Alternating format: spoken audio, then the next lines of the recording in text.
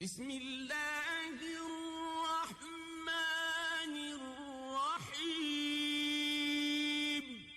سیدنا ابو ہریرہ رضی اللہ تعالیٰ عنہ سے روایت ہے کہ سئل رسول اللہ صلی اللہ علیہ وسلم ای الصیام افضل بعد شہر رمضان قال رسول اللہ صلی اللہ علیہ وسلم صیام شہر اللہ المحرم۔ ابو ہریرہ رضی اللہ تعالیٰ عنہ فرماتے ہیں کہ اللہ کے نبی صلی اللہ علیہ وسلم سے کسی نے عرض کیا کہ اللہ کے رسول رمضان کے بعد افضل روزے، بہترین فضیلت والے روزے کون سے ہیں؟ تو پیغمبر کریم نے فرمایا محرم کے روزے۔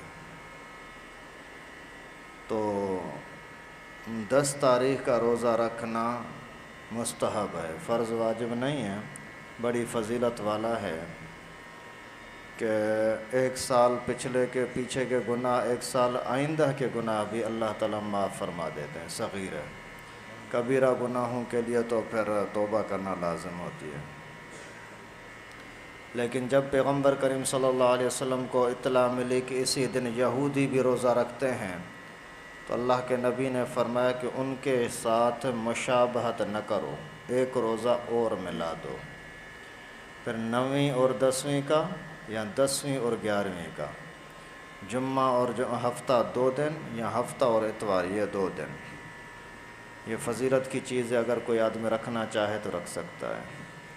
ویسے محرم کا مہینہ اس کو منحوس سمجھنا جائز نہیں ہے، برکت والا تو مہینہ ہے، تاریخی لحاظ سے اس کی بڑی عظمت ہے، لیکن اسی کے دن کی کوئی خاص عبادتیں کوئی نہیں ہے سوائے مستحب روزے کے۔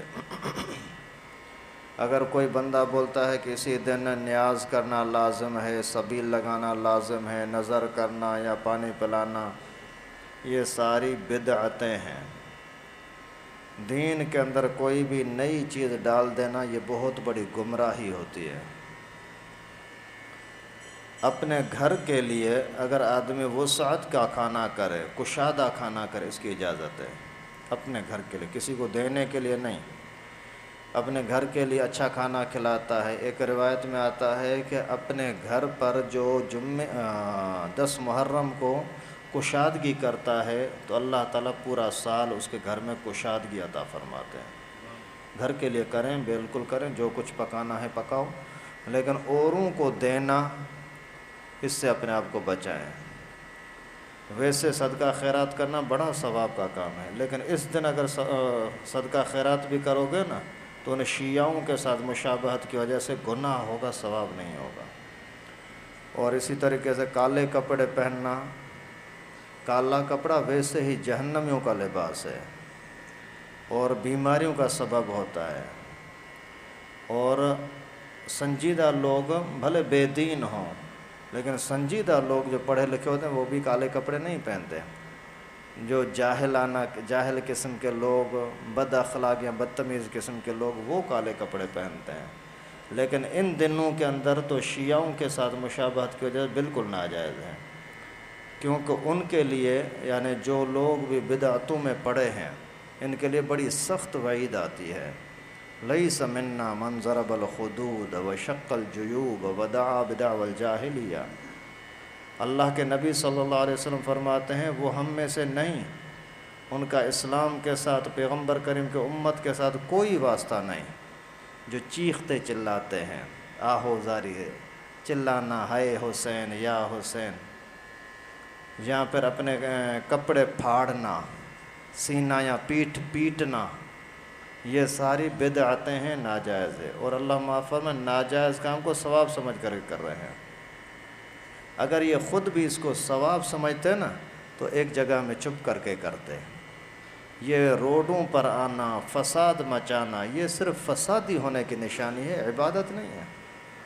افغانستان کے اندر اچھا کیا ہے، انہوں نے بولا کہ اگر تم اس کو مذہبی کام سمجھتے ہو اپنے ایمان بگاڑے میں کرو، باہر جانے کی اجازت نہیں ہے۔ لیکن جب اس فرقے کا کام ہی شرارت ہے تو اندر کہاں چھپیں گے؟ باہر نکلیں، جہاں جہاں باہر نکلے سے ڈنڈے برسائے، الحمدللہ کل پرسوں کی بات ہے، سارے اندر چھپ کے بھاگ گئے۔ تو یہ عبادت نہیں، فساد کرتے ہیں۔ اور خیر اس دن کے اندر کسی بھی نئے کام سے، نئی حرکت سے اپنے آپ کو بچائیں۔